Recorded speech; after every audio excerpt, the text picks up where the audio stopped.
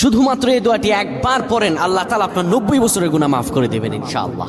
আপনার 90 বছরের গুনাহ মাফ হয়ে যাবে শুধুমাত্র এই দোয়াটি যদি একবার পড়তে পারেন। আপনার ভাগ্য খুলে যাবে, রিজিকে বরকত আসবে, মনের ন্যাক আশা পূরণ হবে, আল্লাহ আপনার সব দোয়া কবুল করে দিবেন। সুবহানাল্লাহি ওয়া বিহামদি।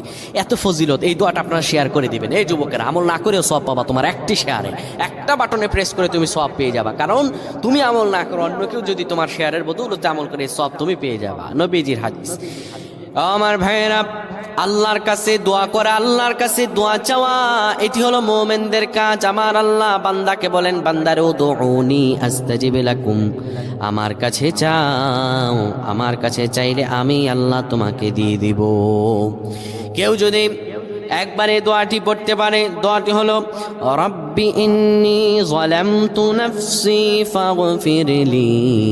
কেউ যদি এই দোয়াটা একবার পড়তে পারে, আমার আল্লাহ তাআলা তার 90